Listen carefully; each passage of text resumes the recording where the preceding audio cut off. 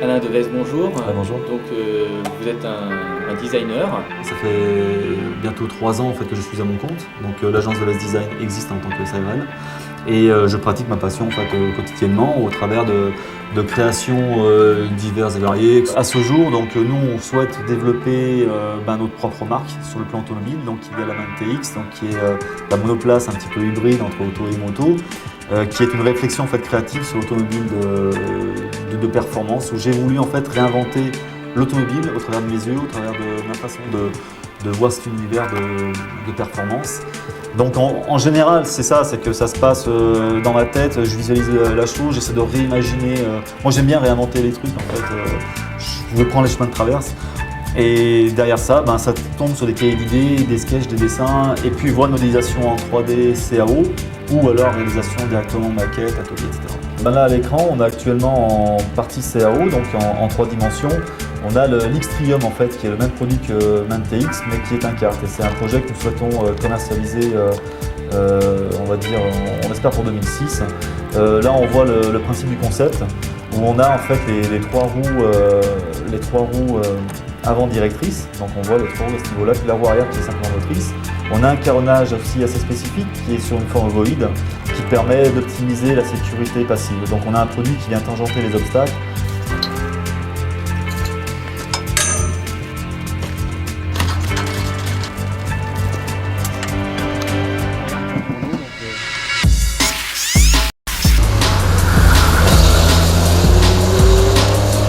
On se trouve sur le circuit Léopard, le nouveau circuit basé à Andrézieux-Bouthéon, à côté de Saint-Étienne. Voilà, avec la MAN-TX qui est située derrière moi. Donc je vais vous expliquer un petit peu son système mécanique. Donc on se retrouve en fait avec une configuration d'un véhicule avec 4 roues disposées en losange. On a les 3 roues avant qui sont elles directrices, c'est sa grande particularité, et la roue arrière seule est motrice. Alors ce qui lui apporte sur un plan dynamique en fait un gros train avant, une grosse tenue de route sur le train avant, ce qui permet d'avoir une précision de prise de trajectoire qui est assez impressionnante, et puis une roue arrière qui est totalement libérée des contraintes en fait dues à un différentiel ou d'un arbre rigide sur un karting. Donc on a une roue arrière motrice qui nous amène à un véhicule relativement joueur sur le plan dynamique, car on peut avec les gaz juger si on peut la mettre en travers ou au contraire chercher l'accroche pour la précision de trajectoire.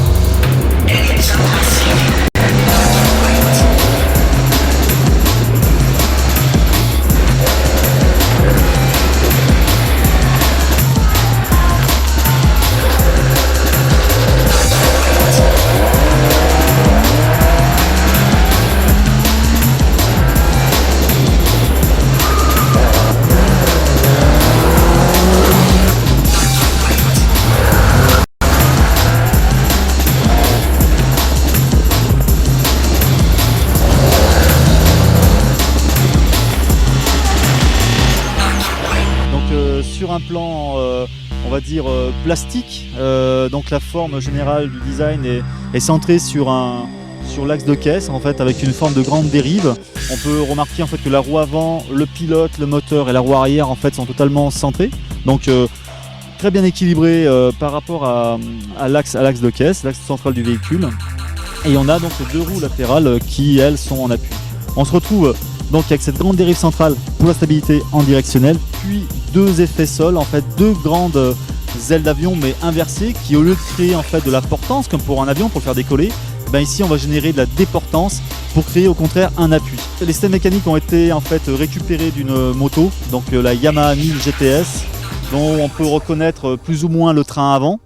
On a en même temps sur les caractéristiques de la moto Yamaha, j'ai récupéré donc le moteur qui est placé en centrale arrière. Donc c'est un 4 cylindres de la 1000 GTS, donc c'est le fameux 1000 Exop, donc injection, qui développe sur ce modèle donc 120 chevaux. On a ensuite toute la particularité de la géométrie, la transmission de la géométrie qui est spécifique à un brevet donc, que j'ai déposé. Donc sur le plan dynamique, en fait, ça lui confère donc l'association de la géométrie spécifique plus l'aérodynamisme lui confère une tenue de route assez exceptionnelle. On a un gros train avant, un véhicule qui est joueur, qui demande quelque chose, c'est à s'amuser au niveau de la roue arrière, de l'axe des roues arrière. Donc on peut le mettre en dérive, mais simplement en le sollicitant au niveau de l'accélérateur. Si on ne le stimule pas, on a vraiment un produit qui est très sain en prise de trajectoire.